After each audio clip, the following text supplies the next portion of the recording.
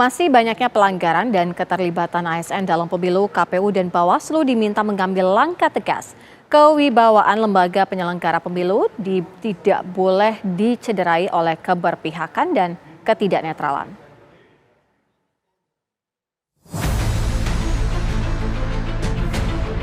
Menyikapi semakin meluasnya dugaan kecurangan dan keberpihakan yang dilakukan oleh aparatur sipil negara atau ASN dan perangkat desa, Komisi 2 DPR RI menggelar rapat dengar pendapat dengan sejumlah pihak, KPU, Bawaslu, DKPP, dan Mendagri.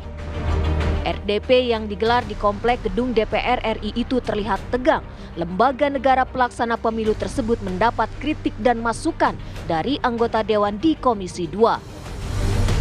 Salah satunya kritikan pedas datang dari Gus Pardi Gaus, anggota Komisi 2 dari fraksi Partai Amanat Nasional itu menginginkan adanya pemilu yang netral tanpa melibatkan ASN, TNI, Polri, dan perangkat desa untuk mengajak masyarakat memilih salah satu kontestan di dalam pemilu dan pilpres. Belakangan marak keberpihakan yang melibatkan ASN dan perangkat desa seperti yang terjadi di Garut, Bekasi, Jawa Barat, dan di beberapa daerah lainnya. Baik, tidak sempurna, padahal kita menginginkan bagaimana pemilu ke pemilu itu adalah sesuatu keniscayaan untuk kita sempurnakan. Karena sudah kita laksanakan 5 tahunan. Kok masih menimbulkan dinamika yang kurang baik? Oleh karena itu, masalah netral ASN, TNI, Polri, masalah Satpol PP di Garut, kasus Bojolali, kita baru pertama kali ini.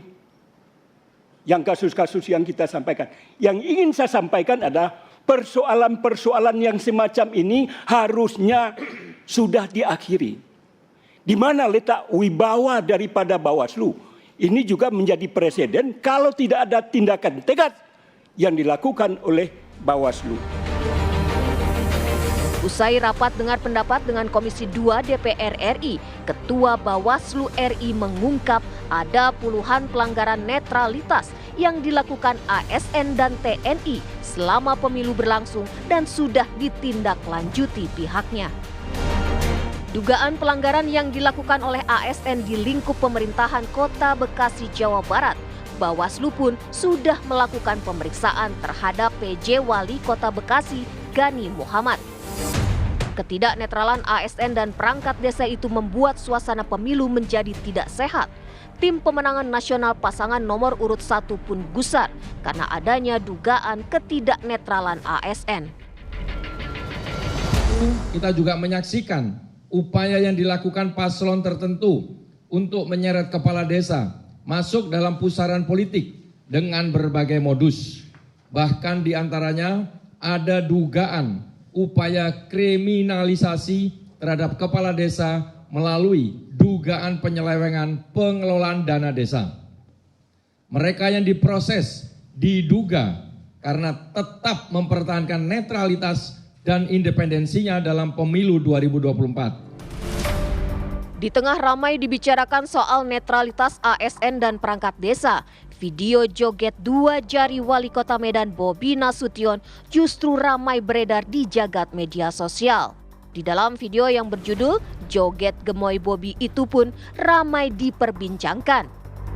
Bobi yang ditemui media pasca beredarnya video tersebut, menantu Presiden Joko Widodo itu mengaku bukan ASN. Saya rasa teman-teman paham, saya ini bukan ASN, beda. Saya bukan PNS, jabatan saya ini nggak kayak yang di sebelah-sebelah saya, mereka pensiunnya ada mungkin berapa puluh tahun lagi. Saya tahun ini pensiun. Tim pemenangan nasional Ganjar Pranowo dan Mahfud MD tidak banyak berargumen. Mereka lebih menekankan kepada penegakan hukum, barang siapa yang melanggarnya akan dikenakan sanksi kurungan dan denda. Perangkat desa, ya, termasuk ke dalam pihak yang dilarang diikutsertakan oleh pelaksana dan atau tim kampanye dalam kegiatan kampanye pemilu. Selain tidak boleh diikutsertakan dalam kampanye, perangkat desa sebagaimana dijelaskan juga dilarang menjadi pelaksana dan dari tim kampanye. Nah, ini saya bacakan aja ya.